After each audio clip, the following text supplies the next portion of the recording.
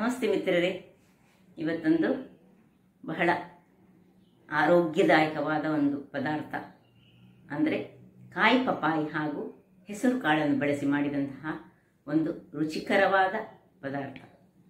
ಈ ಕಾಯಿ ಪಪ್ಪಾಯಲ್ಲಿ ಅನೇಕ ಆರೋಗ್ಯದಾಯಕ ಅಂಶಗಳುಂಟು.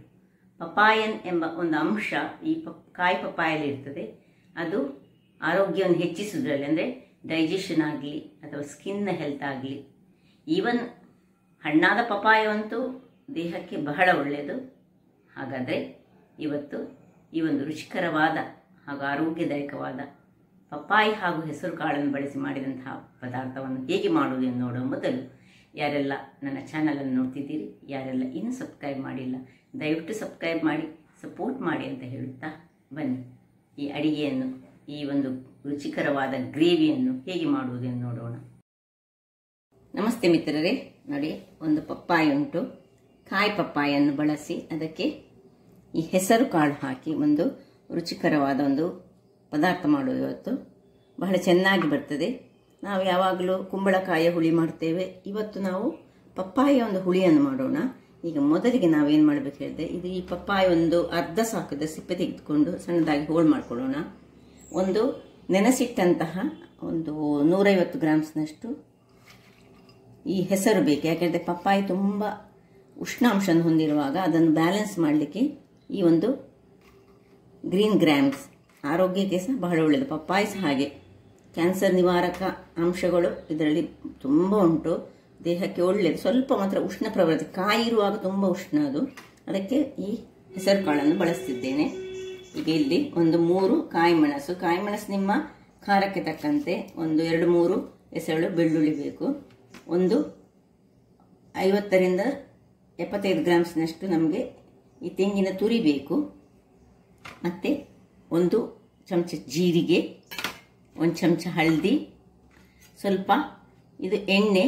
ಒಗ್ಗರಣೆ ಕೊಡೋದಾದರೆ ಮಾತ್ರ, ಒಗ್ಗರಣೆ ಕೊಟ್ಟರೆ ಬಹಳ ಚೆನ್ನಾಗಿ ಬರ್ತದೆ. ಈಗ ಮೊದಲಿಗೆ ನಾನು ಏನು ಮಾಡ್ತೇನೆ ಹೇಳಿದೆ, ಇದನ್ನು ಕಟ್ ಮಾಡಿ ಸಣ್ಣದಾಗಿ ಪೀಸ್ ಮಾಡ್ತಿದ್ದೆ. ಸುರಿಗೆ ಇಷ್ಟು ದೊಡ್ಡದು ಬೇಡ ನಮಗೆ, ಇದರಲ್ಲಿ ನಾವು ಅರ್ಧ ಭಾಗದಷ್ಟು ಕಟ್ ಮಾಡಿಕೊಂಡು ನಾನು ಒಳ್ಳೆ ಬೆಳೆದಿದ್ರೆ ಒಳ್ಳೆ ಆಗ್ತದೆ. ಸಣ್ಣ ಹಸಿ ಆಗ್ತದೆ, ತೊಂದರೆ ಇಲ್ಲ. ಇದನ್ನೀಗ ನಾನು ಕಟ್ ಮಾಡಿ ಹೋಳುಗಳಾಗಿ ಮಾಡಿ ನಿಮಗೆ ತೋರಿಸ್ಕೊಡ್ತೇನೆ. ವೀಕ್ಷಕರೇ ನೋಡಿ, ಎಲ್ಲ ಪೀಸಸ್ ಕಟ್ ಮಾಡಿ ಬಂದರೆ ಒಳ್ಳೆ ಬೆಳೆದಿದೆ, ಹೇಗೆ ಉಂಟು ನೋಡಿ, ಒಳಗೆ ಕಲರ್ ಬರಲಿಕ್ಕೆ ರೆಡಿ ಆಗಿದೆ. ಈಗ ಇದನ್ನು ಹೆಸರು ಕಾಳನ್ನು ನಾನು ಏನು ಮಾಡ್ತೇನೆ ಹೇಳಿದರೆ, ಈ ಒಂದು ಬಾಣಲಿ ಇಟ್ಕೊಂಡಿದ್ದೇನೆ, ಅದನ್ನು ಉರಿಸಿಕೊಂಡಿದ್ದೇನೆ, 1 ಗ್ಲಾಸ್ ನೀರು ಹಾಕಿದ್ದೇನೆ. ಇದನ್ನೀಗ ಬೇಯಲಿಕ್ಕೆ ಇದು ಹಾಗೂ ಇದು ಮುಳುಗುವಷ್ಟು ನಾವು ನೀರನ್ನು ಹಾಕ್ಕೊಳ್ಬೇಕು. ಮತ್ತು ಅದರೊಟ್ಟಿಗೆ ಸ್ವಲ್ಪ ಹಳದಿಯ ಹುಡಿ ಬೇಕು. ಹಳದಿಯ ಹುಡಿಯನ್ನು ಹಾಕಿ, ಚೂರು ಹಳದಿ ಹುಡಿ ಹಾಕಿ ಮುಚ್ಚಳವನ್ನು ಮುಚ್ಚಿಕೊಂಡು ಇನ್ನೂ ಸ್ವಲ್ಪ ನೀರು ಹಾಕ್ಕೊಳ್ಳೋಣ. ಯಾಕೆ ಹೇಳಿದರೆ ಅದು ಮುಳುಗುವಷ್ಟು ನೀರು ನಮಗೆ ಬೇಕು. ಇದನ್ನು ಬೇಯಿಸ್ಕೊಳ್ಳೋಣ ಸುರಿಗೆ. ಅದರೊಟ್ಟಿಗೆ ಇಲ್ಲಿ ಸ್ವಲ್ಪ ಕರಿಬೇವಿನ ಸೊಪ್ಪನ್ನು ಸಹ ಹಾಕ್ಕೊಳ್ಬೋದು. ಹಾಕ್ಕೊಂಡು ಮುಚ್ಚಳವನ್ನು ಮುಚ್ಚಿಕೊಂಡು ಬೇಯಿಸ್ಕೊಳ್ಳೋಣ. ಇದಿಲ್ಲಿ ಬೇಯ್ತಾ ಇರಲಿ ನೋಡಿ. ಇದು ಬೇಯುವಾಗ ಇಲ್ಲಿ ನಾನೊಂದು ಮಿಕ್ಸಿ ಜಾರನ್ನು ತೆಗೆದುಕೊಂಡು ಅದಕ್ಕೆ ತೆಂಗಿನ ತುರಿ ನಿಮಗೆ ಎಷ್ಟು ಹೇಳಿದರೆ ನೀವು ಎಷ್ಟು ಮಾಡ್ತೀರಿ ಅದರ ಪ್ರಕಾರ ಹೋಗ್ತದೆ. ಈಗ ಇದಕ್ಕೆ ಸ್ವಲ್ಪ ಜೀರಿಗೆ, ಸ್ವಲ್ಪ ಕರಿಬೇವಿನ ಸೊಪ್ಪು, ಇನ್ನು ಎಷ್ಟು ಮೆಣಸು ನಿಮಗೆ ಬೇಕು ಅಷ್ಟು ಮೆಣಸು ಹಾಕ್ಕೊಳ್ಬೋದು. 2-3 ಖಾರಕ್ಕೆ ತಕ್ಕ, ಅಥವಾ 4 ಸಹ ಹಾಕ್ಕೊಳ್ಬೋದು, ಸ್ವಲ್ಪ ಖಾರ ಆಗ್ತದೆ 4 ಹಾಕಿದರೆ. ಮತ್ತು ಒಂದು 4 ಎಸಳಿನಷ್ಟು ಬೆಳ್ಳುಳ್ಳಿ, ಇನ್ನು ಹಳದಿ ಬೇಕು. ಇಲ್ಲಿ ಸಹ ಸ್ವಲ್ಪ ಒಂದು ಅರ್ಧ ಚಮಚದಷ್ಟು ಹಳದಿಯನ್ನು ಹಾಕ್ಕೊಂಡು ನಾವು ಇದಕ್ಕೆ ಸ್ವಲ್ಪ ನೀರನ್ನು ಹಾಕ್ಕೊಂಡು ಇದನ್ನು ಒಂದು ಒಳ್ಳೆ ಮಸಾಲೆ ಮಾಡಿ ತರುವ ಪೇಸ್ಟ್. ವೀಕ್ಷಕರೇ ಇಲ್ಲಿ ನೋಡಿ, ಮಸಾಲೆ ರೆಡಿಯಾಗಿದೆ. ಇಷ್ಟು ಫೈನಾದ, ತುಂಬ ಫೈನ್ ಸಹ ಬೇಡ, ಅದಾದಲ್ಲಿ ಮಾಡಿದರೆ ಆಯಿತು. ಇಲ್ಲಿ ನೋಡಿ ಇದು ಬೇಯ್ತಾ ಉಂಟು. ಇದು ಹೆಸರು ಒಳ್ಳೆ ಬೇಯಬೇಕು. ಇದು ಬೆಂದ ಮೇಲೆ ಮತ್ತೆ ಏನು ಮಾಡ್ತೀವಿ ನೋಡೋಣ. ಒಂದು 5 ನಿಮಿಷಗಳ ಬಳಿಕ ನೋಡಿ ಒಳ್ಳೆ ಬೆಂದಿದೆ, ಹೇಗೆ ಆಗಿದೆ ನೋಡಿ. ಇದಕ್ಕೆ ಉಪ್ಪನ್ನು ಹಾಕೊಳ್ಳೋಣ.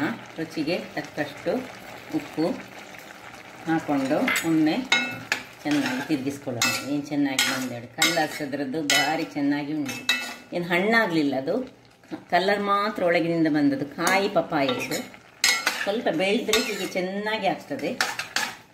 ಫುಲ್ ಹಣ್ಣಾದ್ರೆ ಮಾಡಬಾರ್ದು, ಕಾಯಿಯಿಂದ ಮಾಡುವಂಥದ್ದು ಇದು. ಈಗ ಇದಕ್ಕೆ ನೋಡಿ ನಿಮಗೆ ಗೊತ್ತಾಗ್ಬೋದು ನೋಡಿ, ಇದು ಮುಟ್ಟುವಾಗ ಇದು ಬೆಂದರೆ ಹೀಗೆ ಆದರೆ ಆಯಿತು, ಬೆಂದಿತ್ತು ಅಂತೇಳಿ ಅರ್ಥ. ಈಗ ಈ ಮಸಾಲೆ ಏನು ಮಾಡಿ ಇಟ್ಟುಕೊಂಡಿದ್ದೇವೆ ಅದನ್ನು ಇದಕ್ಕೆ ಶಿಫ್ಟ್ ಮಾಡೋಣ.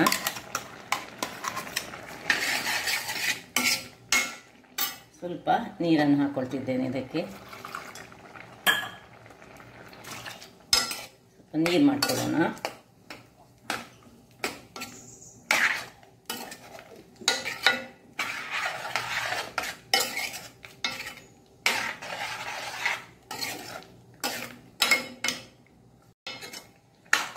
ಎಳ್ಳೆ ತಿರುಗಿಸಿಕೊಂಡಿದ್ದೇನೆ. ಇನ್ನೂ ಸಹ ಬೇಕಿದ್ರೆ ಸ್ವಲ್ಪ ನೀವು ನೀರು ಮಾಡ್ಕೊಳ್ಬೋದು. ಇಲ್ಲಿ 2 ಆಪ್ಷನ್ ಉಂಟು ನಿಮಗೆ. ಇದನ್ನು ಈ ಹೊತ್ತಿನಲ್ಲಿ ಇದಕ್ಕೆ ಮಜ್ಜಿಗೆ ಹಾಕಿ ಸಹ ಮಾಡ್ಬೋದು, ಅಥವಾ ಇಲ್ಲಿ ನೋಡಿ ಲಿಂಬೆ ಹುಳಿಯನ್ನು ನಾವು ಹಿಂಡಿದ್ರೆ ಸಾಕ್ತದೆ. ಲಿಂಬೆ ಹುಳಿಯ ನೀರನ್ನು ಸ್ವಲ್ಪ ಒಂದು ಅರ್ಧ ಚಮಚದಷ್ಟು ಲಿಂಬೆ ಹುಳಿಯ ನೀರನ್ನು ಇದಕ್ಕೆ ಹಿಂಡಿದ್ದೇನೆ ನಾನು. ಅಥವಾ ಇಲ್ಲಿ ಮಜ್ಜಿಗೆಯನ್ನು ಸಹ ಉಪಯೋಗಿಸ್ಕೊಳ್ಬೋದು. 2ರಲ್ಲಿ ಒಂದು ಮಾಡ್ಬೋದು ನಿಮಗೆ ಲಿಂಬೆ ಬೇಡದಿದ್ದರೆ. ಅಥವಾ ಹುಳಿ ನೀರನ್ನು ನೀವು ಹುಳಿಯನ್ನೇ ಗ್ರೈಂಡ್ ಮಾಡುವಾಗ ಚೂರು ಹಾಕ್ಕೊಳ್ಬೋದು, ಯಾವುದು ಸಹ ಆಗ್ತದೆ. ದಪ್ಪದಲ್ಲಿ ಬೇಕಿದ್ರೆ ದಪ್ಪದಲ್ಲಿ, ನೀರಿನಲ್ಲಿ ಬೇಕಿದ್ರೆ ನೀರಲ್ಲಿ ಕೊಡಿ. ಈಗ ಸ್ವಲ್ಪ 1-2 ಕುದಿ ಬರಲಿ, ಅಷ್ಟೊತ್ತಿಗೆ ಇಲ್ಲಿ ನಾವು ಒಗ್ಗರಣೆಗೆ ರೆಡಿ ಮಾಡಿಕೊಳ್ಳೋಣ. ಒಂದು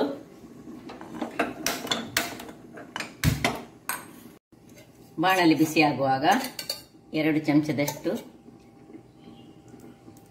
ತೆಂಗಿನ ಎಣ್ಣೆ ಹಾಕೊಂಡಿದ್ದೇನೆ ನಾನು. ನೀವು ಯಾವ ಎಣ್ಣೆ ಸಹ ಬಳಸ್ಬೋದು. ಇಲ್ಲಿ ನೋಡಿ ಒಂದು ಬೆಳ್ಳುಳ್ಳಿಯನ್ನು 2-3 ಬೆಳ್ಳುಳ್ಳಿಯನ್ನು ಗುದ್ದುಕೊಳ್ಳೋಣ.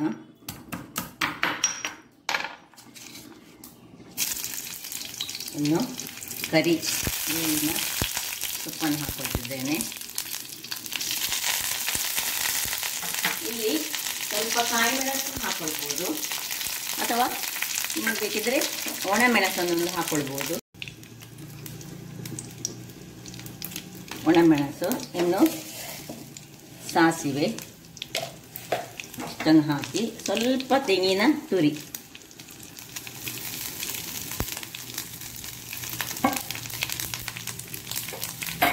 ಇಷ್ಟನ್ನು ಹಾಕಿ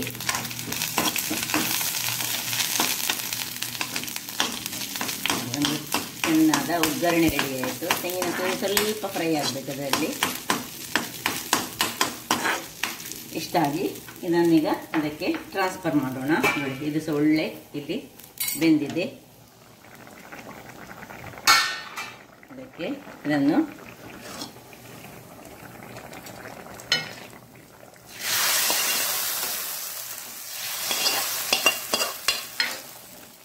ಆಫ್ ಮಾಡಿಕೊಂಡು ಇದನ್ನೀಗ ಆಫ್ ಮಾಡಿಕೊಂಡು ಇನ್ನು 1 ನಿಮಿಷ ಮುಚ್ಚಿಟ್ಟು ಸರ್ವ್ ಮಾಡೋಣ.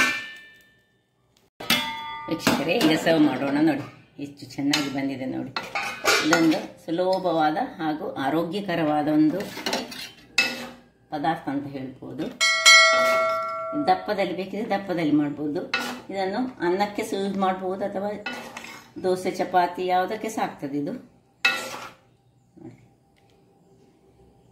ರುಚಿಕರವಾದ ಹಾಗೂ ಆರೋಗ್ಯದಾಯಕವಾದ ಒಂದು ಹುಳಿ ಅಂತ ಸಹ ಹೇಳ್ಬೋದು. ನೀವು ಇದಕ್ಕೆ ಹುಳಿ ಹಾಕದಿದ್ರೆ ಸಹ, ಲಿಂಬೆ ಹುಳಿ ಬೇಡದಿದ್ರೆ ಬೇಡ, ಅಥವಾ ಮೊಸರು ಹಾಕಿದರೆ ಮೊಸರು ಹಾಕ್ಕೊಳ್ಬೋದು. ಯಾವ ರೀತಿಯಲ್ಲಿ ಇದನ್ನು ಮಾಡ್ಕೊಳ್ಬೋದು, ಅಥವಾ ಏನು ಹಾಕದೆ ಸಹ ಇದನ್ನು ತಿನ್ಬೋದು. ಬಹಳ ರುಚಿಕರವಾಗಿರ್ತದೆ. ಹಾಗಾದರೆ ನನ್ನ ಈ ಕುಕಿಂಗ್ ಚಾನಲ್ ನಿಮಗೆ ಇಷ್ಟ ಆದರೆ ಬೋಳೂರು ಸುವರ್ಣ ಚಾನಲನ್ನು ಲೈಕ್ ಮಾಡಿ, ಶೇರ್ ಮಾಡಿ ಹಾಗೂ ಸಬ್ಸ್ಕ್ರೈಬ್ ಮಾಡಿ, ಹಾಗೂ ನನ್ನ ಇನ್ಸ್ಟಾಗ್ರಾಮ್ ಪೇಜನ್ನು ಫಾಲೋ ಮಾಡಿ. ಧನ್ಯವಾದಗಳು.